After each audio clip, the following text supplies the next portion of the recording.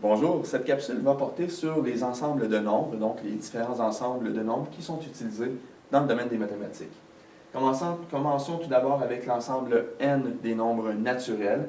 Alors, comme son nom l'indique, ce sont les nombres qui sont utilisés de façon toute naturelle dès notre plus jeune enfance. 0, 1, 2, 3, 4, jusqu'à l'infini. Alors, ce sont les nombres naturels. Deuxième ensemble de nombres que nous allons voir, ce sont les nombres des entiers relatifs, donc l'ensemble Z des entiers relatifs.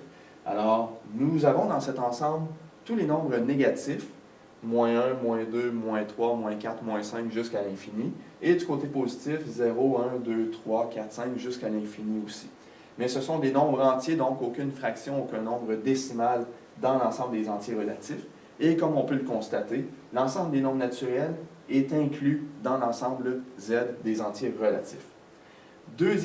Troisième ensemble de nombres que nous allons voir, ce sont les nombres rationnels qui peuvent s'exprimer sous la forme d'une fraction, par exemple 7 demi, moins 3 quarts, ou toute autre fraction que l'on peut écrire. Eh bien, chaque fraction fait partie de l'ensemble des nombres rationnels.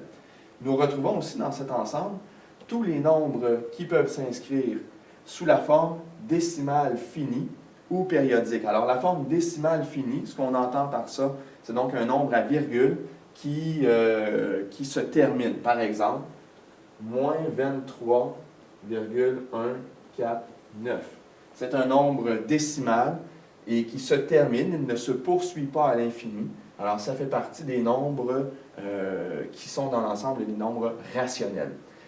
On a aussi dans cet ensemble des nombres périodiques. Alors, si on avait, par exemple, 24,121212 et qui se poursuit à l'infini, et on voit qu'il y a une période, le 12 ici se répète tout le temps à l'infini. Alors, ces nombres font aussi partie de l'ensemble Q des nombres rationnels. Donc, les nombres fractionnaires ainsi que les nombres décimaux finis ou périodiques. Le prochain ensemble que l'on va voir, c'est l'ensemble Q'. La petite apostrophe ici, c'est dit, ça se prononce Q'. Et c'est l'ensemble des nombres irrationnels. Dans les nombres irrationnels, eh bien, ce sont les nombres dont le développement décimal est infini. Les fractions n'en font pas partie.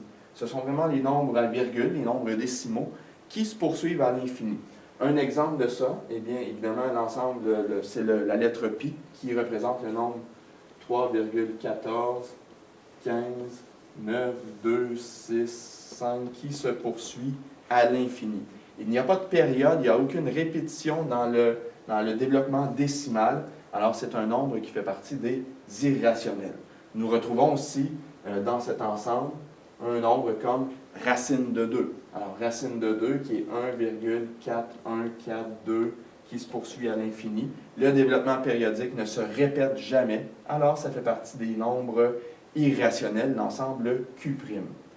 Enfin, le dernier ensemble qu'on va voir, c'est l'ensemble des nombres réels. Bien, l'ensemble des nombres réels, ça comprend en fait tous les nombres, tous les ensembles qu'on vient de voir. Alors, dans les nombres réels, nous retrouvons l'ensemble N des nombres naturels. On retrouve Z, les entiers. Nous retrouvons Q, les nombres rationnels. Et nous retrouvons Q', l'ensemble des nombres irrationnels.